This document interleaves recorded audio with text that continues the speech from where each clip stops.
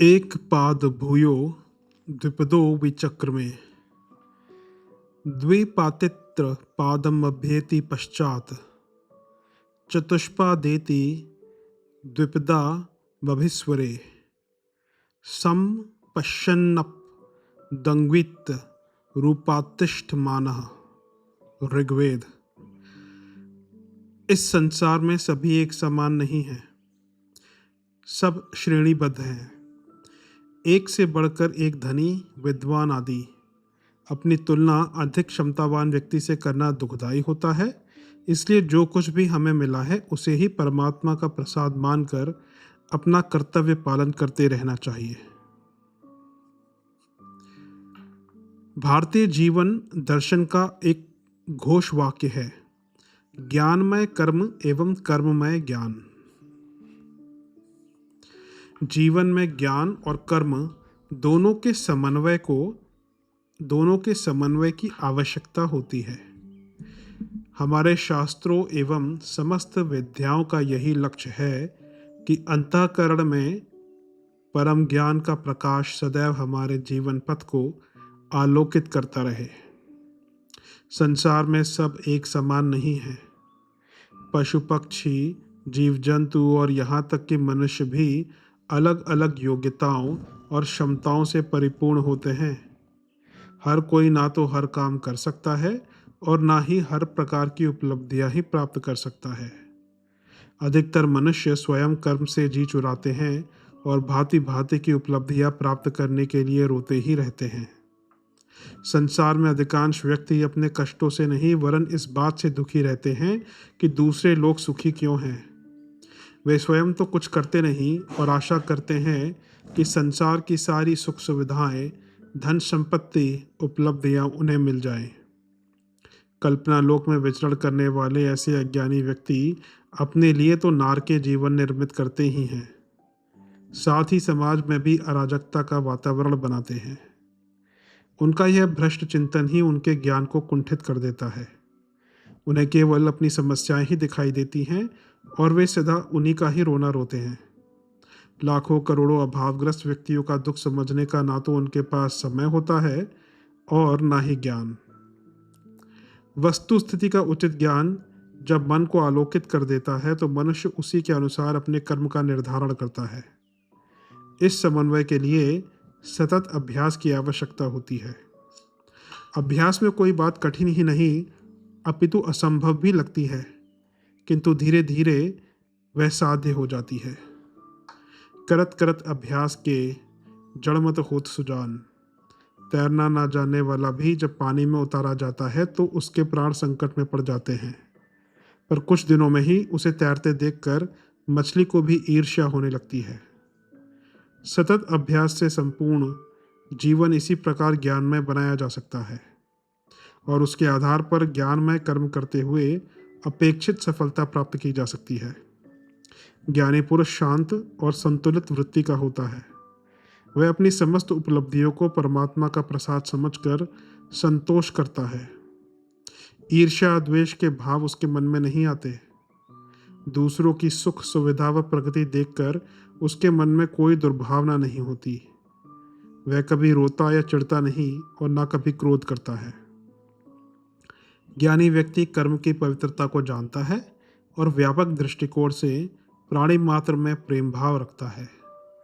आत्मवत सर्वभूतेषु की भावना से वह केवल अपनी ही उन्नति से संतुष्ट नहीं होता वरन सबकी उन्नति में अपनी उन्नति समझता है।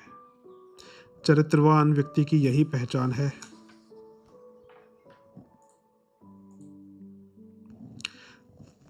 सत्यम च मे श्रद्धा च मे जगच्च मे धनम च मे विश्वम च मे महश्च मे क्रीडा च मे मोदश्च मे जातम च मे जनिष्यमाणं च मे सूक्तम च मे सुकृतम च मे यज्ञेन कल्पन्ताम।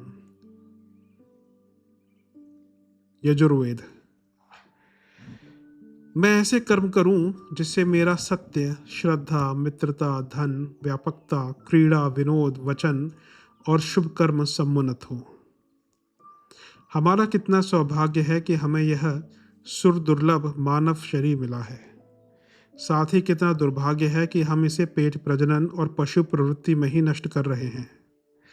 जीवन के सदुपयोग की समस्या हमारी सबसे बड़ी और महत्वपूर्ण समस्या है, जिसका उचित समाधान करना ही दूरदर्शिता है। तभी हमारे लिए अपने जीवन लक्ष्य को प्राप्त करना और ईश्वर की इच्छा को पूरा करना संभव हो सकेगा। ईश्वर ने हमें जो शक्ति भंडार दिया है, जो प्रतिभा, क्षमता, योग्यता और विवेक बुद्धि दी है, वह क्या केवल अपने शरीर और परिवार के निर्वाह हेतु ही है?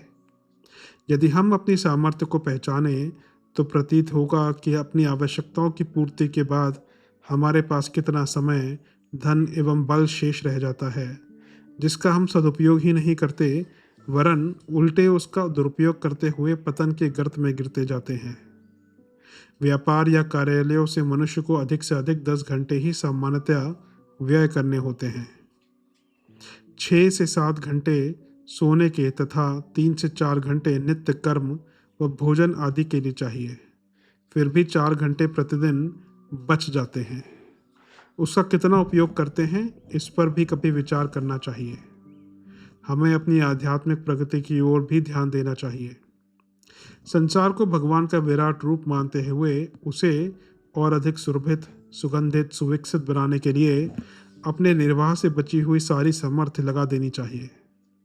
यह तभी संभव होगा जब हम अपने दोष, दुर्गुणों, दुष्प्रवृत्तियों को, विचारों और कुसंस्कारों को खोजकर उनके निराकरण का प्रबल पुरुषार्थ करें। साथ ही गुण, कर्म, स्वभाव की उत्कृष्टता एवं आदर्शवादिता का अपने चरित्र में अधिकाधिक समावेश करते हुए पूर्णता पाने में प्रयासरत रहें। लोकमंगल के लिए नियोजित परमार्थ प्रयोजनों को ही सच्ची ईश्वर पूजा माने और चारों ओर फैले हुए पिछड़ेपन, अज्ञान एवं अनाचार को हटाने के लिए जो कष्ट सहना पड़े, उसी को उच्च कोटि की तपश्चर्या समझें। इन बातों पर हम जितना ध्यान देंगे, उसी अनुपात में आत्मिक प्रगति होगी और आत्म शक्ति की वृद्धि होगी। हमें अपने अंतःकरण में बैठे भगवान की आवाज़ भी सुननी चाहिए और उसके निर्देशानुसार कुछ कर्तव्य निर्धारित करने चाहिए। अन्यथा आत्मा के हितों को पददलित करते रहने और सारा मनोयोग काया माया पर ही निछावर कर देने की आदत अंततः मूर्खतापूर्ण सिद्ध होगी और महंगी पड़ेगी। इस प्रकार शुभ कर्मों में अपने को प्रवृत्त करने में ही जीवन की सार्थकता है। मन, वचन और कर्म से सदैव शुभ ही सोचें, शुभ ही देखें, शुभ ही बोलें और शुभ ही करें। चारों ओर पवित्रता का वातावरण बनाएं और अपनी सभी इंद्रियों को शुभ कर्मों में प्रेरित करते हुए उन्नति के पथ पर बढ़ते रहें। चरित्रवान व्यक्ति इसी प्रकार के आदर्श जीवन को अपनाकर यशस्वी बनते हैं।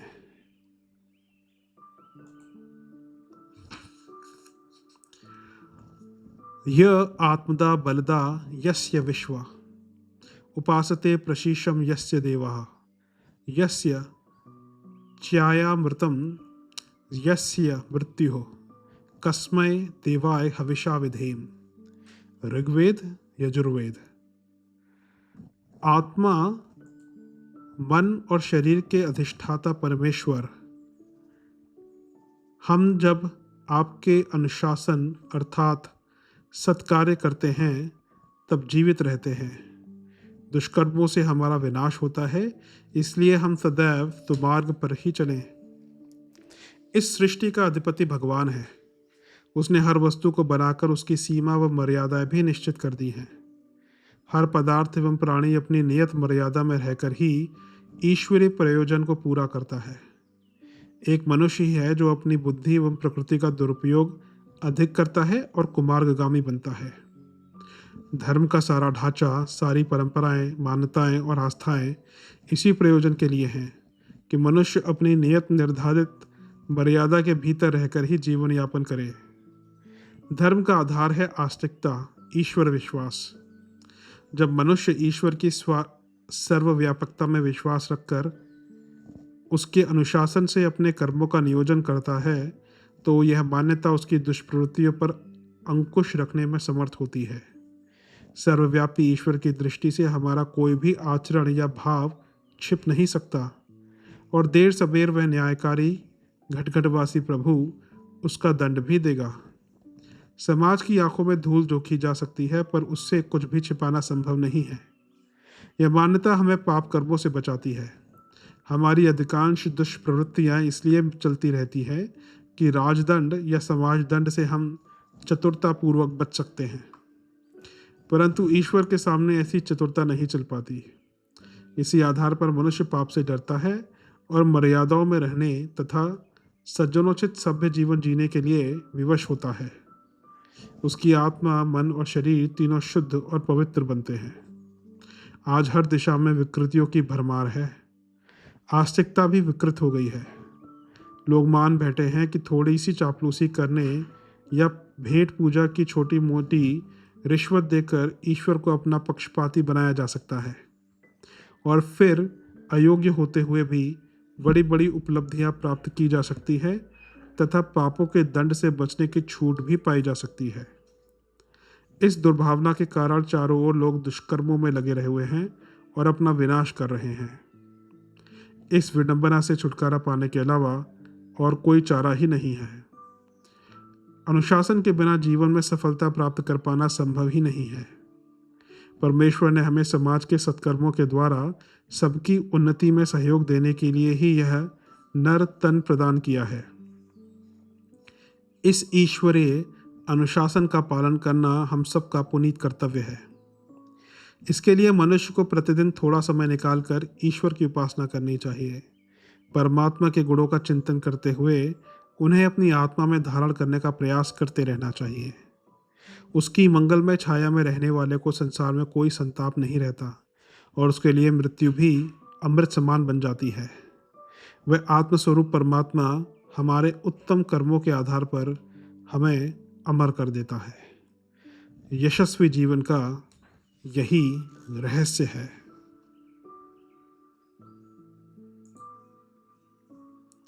अकामो धीरो अमृतः स्वयंभुः रसेन तृप्तो न कुतश्च नो नः तमेव विद्वान न विभाय मृत्योरात्मानं धीरम धीरमंजरम युवानम। अथर्ववेद। परमात्मा निस्वार्थ भाव से धैर्यपूर्वक प्राणियों की सेवा करता है। जो परमात्मा के इन गुणों का अनुसरण करता है वह निर्भय होकर सदैव आनंद पाता है। परमात्मा परमपिता ने इस विशाल सृष्टि की रचना की है। वह इसका नियामक है, नियंता है, सर्वत्र व्याप्त है और इसे गति प्रदान कर रहा है। यह इतना प्रचंड पुरुषार्थ क्या उसने अपने लिए किया है? वह तो सर्वथा अकाम है, उसकी कोई कामना नहीं। सदा एकरस, अखंड, अचल, अमर, अभय वह प्रभु तो हमेशा धीर गंभीर रहता है। उस आप्तकाम परमेश्वर ने यह सारी सृष्टि रचना हम प्राणियों के कल्याणार्थ ही की है। उसका कोई अपना स्वार्थ नहीं है। फिर भी उसने सबके हित का ध्यान रखकर संसार को विविध प्रकार की संपदाओं से परिपूर्ण कर दिया है। परोपकार ईश्वर का एक महान गुण है। इसी गुण को अपनाकर हम प्रभु कृपा प्राप्त कर सकते हैं। यह नर्तन जो हमें मिला है उसकी सार्थकता भी परमार्थ में ही है। परोपकार के समान कोई धर्म नहीं है। जिसका मन परहित में लग जाता है उसके लिए संसार में कुछ भी दुर्लभ नहीं रह जाता। जिसके मन, वचन और कर्म में परोपकार की भावना होती है वही संत जन कहलाते हैं। वैदिक धर्म में यज्ञ का बड़ा महत्व है। ब्रह्मचारी, गृहस्थी, वानप्रस्थी सभी के लिए यज्ञ आवश्यक है। यज्ञ से तात्पर्य केवल अग्निकुंड में घी सामग्री आदि की आहुति देने से नहीं है। यह तो यज्ञ का एक अर्थ है। व्यापक अर्थ तो अपने पूरे जीवन को ही यज्ञ में बना लेने से है। तन, मन, धन से परोपकार करना ही सच्चा यज्ञ है। अपनी समस्त सुविधाओं का त्याग करते हुए दूसरों के जीवन को सुगंधित बनाने में अपनी क्षमताओं और प्रतिभाओं को अर्पित कर देना ही यज्ञ का वास्तविक लक्ष्य है। दूसरों का उपकार करना ही मानव मात्र का आदर्श होना चाहिए। इदन्न मम, यह मेरा नहीं है, सब कुछ परमपिता का ही है। इस भावना को लेकर अपने तन, मन और धन से दूसरों की सेवा करना, दूसरों का उपकार करना ही हमारे जीवन का उद्देश्य होना चाहिए। जिस शरीर से धर्म ना हुआ, यज्ञ ना हुआ और परोपकार ना हो सका, उस शरीर से धिक्कार है। जो दुर्लभ मानव जीवन पाकर भी उपकार नहीं करते, उनसे बढ़कर निकृष्ट नीच दूसरा कोई हो ही नहीं सकता। अन्य प्राणियों की तुलना में हमें जो वह शरीर मिला है, अन्य मनुष्यों की तुलना में हमें विद्या, धन, बल आदि का जो वरदान परमेश्वर ने दिया है, वह किस लिए है? क्या वह केवल हमारे अपने लाभ के लिए ही है? नहीं, हमें उसका उपयोग दूसरों की भलाई में भी करना चाहिए। प्रतिदिन कोई ना कोई उपकार का कार्य करते रहना चाहिए। अंधों, भूले भटकों को मार्ग दिखाना, दीन दुखियों की सेवा सहायता करना दैनिक कर्म होना चाहिए। परोपकार का प्रत्येक कार्य स्वर्ग की ओर एक कदम है। यदि हम स्वर्गीय सुख व आनंद प्राप्त करना चाहते हैं, तो हमें परोपकारी बनना चाहिए। परोपकार चारित्रिक दिव्यता का प्रतीक है।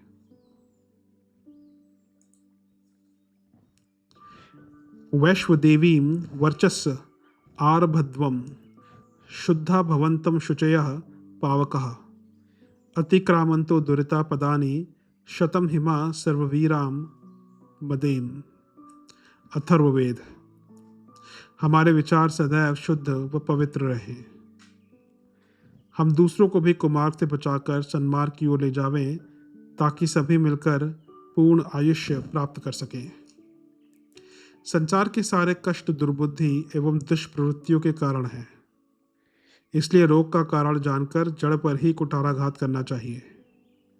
समाज सेवा का सर्वोत्तम तरीका यही है कि लोगों की विचारणा एवं प्रवृत्तियों को निकृष्टता की स्थिति से उबार कर उत्कृष्टता की दिशा में मोड़ा जाए।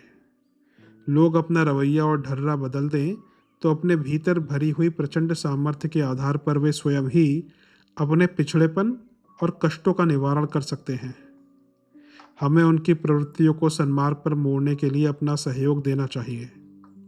उनका ऐसा नेतृत्व करना चाहिए कि वे घातक प्रवृत्तियों का त्याग करके स्वयं ही रचनात्मक कार्यों में रस लेने लगें। आत्मविकास का यही रास्ता है कि हम अपनी आत्मीयता को व्यापक क्षेत्र में विस्तृत करें। दूसरे के सुख को अपना सुख और दूसरों के दुख को अपना दुख मानकर कुछ ऐसा भी सोचें, कुछ ऐसा भी करें जिससे दूसरों का दुख घटे और सुख बढ़े। निश्चय ही किसी मानव में इतनी सामर्थ्य नहीं है कि वह अपनी सारी संपत्ति लोगों के अभाव दूर करने में लगा दे, और न 24 घंटे लोगों की सेवा में लगाए जा सकते हैं। फिर भी अपनी न्यूनतम आवश्यकताओं की पूर्ति के बाद शेष सब कुछ समाज का पिछड़ापन, कष्ट, अभाव एवं अवसाद दूर करने के लिए समर्पित करने की प्रबल भावना रहनी चाहिए। आज संसार ने उत्कृष्टता के आभूषण उतारकर निकृष्टता का चोला पहन लिया है। विचार पद्धति और कार्य प्रणाली में निकृष्टता घुस पड़ने के कारण जीवन नारकीय बन गया है और मरघट जैसी स्थिति दिखाई देती है। धीरे धीरे हम अंतर्द्वंद्वों में, गृह कलेश में, परस्पर उत्पीड़न में निरत होकर सामूहिक आत्महत्या की ओर बढ़ रहे हैं। इन परिस्थितियों में मानव जाति की एक ही सेवा हो सकती है कि उसे बुद्धि भ्रम, अविवेक एवं अशुभ चिंतन से बचाकर नीर शीर विवेचना एवं ऋतंभरा प्रज्ञा का आश्रय लेने के लिए तत्पर किया जाए। आज की स्थिति में समाज की यही सबसे बड़ी सेवा है। विचार क्रांति ही वर्तमान दुर्दशा को पलटकर धरती पर स्वर्ग का अवतरण संभव कर सकेगी। वैचारिक पवित्रता में अपरिमित शक्ति होती है। किसी भी विषय का चिंतन जब पवित्र दृष्टिकोण से होता है, तब निष्पक्ष एवं तटस्थ भाव से स्थिति का आकलन संभव होता है और जो भी निर्णय लिया जाता है वह सर्वहितकारी भी होता है। दिव्यता मनुष्य का स्वाभाविक गुण है, जो उसे जन्म से ही प्राप्त होता है। धीरे धीरे वैचारिक प्रदूषण के कारण ही मनुष्य की इस दिव्यता का ह्रास होता है। इसलिए विचारों की शुद्धता और पवित्रता परम आवश्यक होती है। विचार क्रांति के लिए आदर्शवादी विचारधारा का प्रतिपादन करने वाले नर रत्न ही जनमानस में विवेकशीलता जगाने का कार्य कर सकते हैं। अपने चरित्र में इस उत्कृष्टता का समावेश करना हमारा परम धर्म है।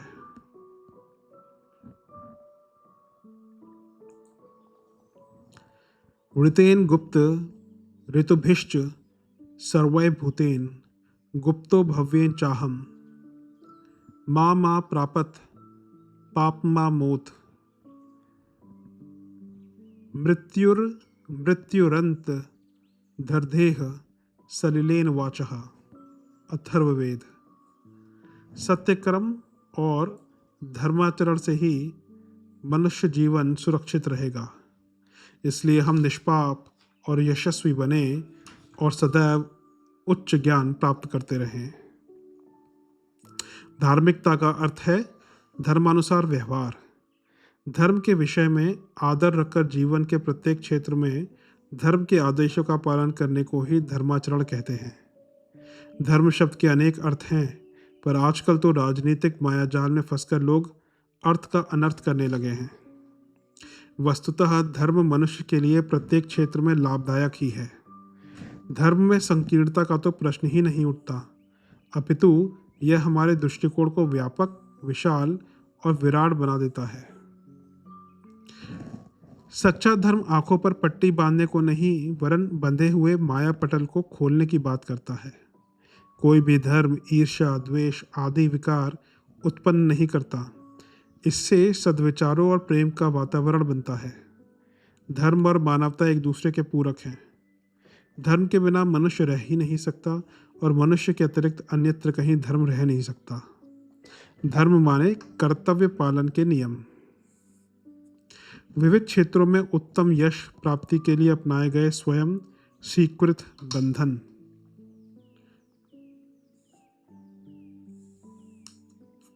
हर क्षेत्र का अपना अपना धर्म होता है, जैसे शिक्षक धर्म, छात्र धर्म, प्रजा धर्म, राजधर्म, सैनिक धर्म, सेवक धर्म, स्वामी धर्म, पिता धर्म, स्त्री धर्म आदि। धर्म का अर्थ केवल पूजा पाठ या कर्मकांड करना ही नहीं है। धर्म तो जीवन की समग्रता का प्रतीक है। सत प्रवृत्तियों, सत्कर्मों और सत्याचरण को धर्म कहते हैं। धार्मिक व्यक्ति सदाचारी, संतोषी, शांत, संयत और संयमी होते हैं। कभी क्रोध, द्वेष, दूसरों का उपहास, अनादर नहीं करते। मन की पवित्रता, आचरण की सत्यता और लोक कल्याण की उत्कृष्ट भावना उसके प्रधान गुण होते हैं। धार्मिक व्यक्ति धर्म का घोषणा नहीं करते। वे शांत एवं निस्वार्थ भाव से अपने कर्तव्य पालन में ही लगे रहते हैं।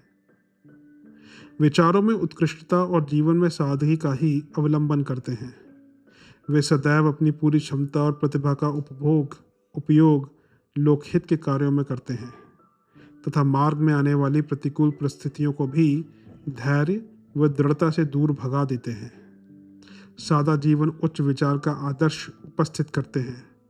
सादगी में ही संपन्नता है, उसी से मनुष्य की प्रतिष्ठा है। धर्म का अनादर करना मनुष्यता को त्याग कर पशुता को मान्यता देने के समान है। पशु के लिए शरीर धर्म के अतिरिक्त और कोई धर्म नहीं है। सामने से आने वाला प्राणी यदि उसके आड़े आता है तो उसे सींग मारकर भगा देना, डराना या मार डालना ही उसकी स्वार्थ पूर्ति के लिए एकमात्र धर्म है। मान मर्यादा, विवेक, बुद्धि, भावना, परंपरा, समाज और संस्कृति पशुओं में नहीं है। ये बातें मनुष्य में है। इसी से उसे पग पग पर धर्मानुसार आचरण करना पड़ता है। परोपकार, परस्पर सहयोग, सहसंवेदना, सहजीवन में ही धर्म का सार है। धर्मानुसार आचरण ही उत्तम चरित्र का आधार है।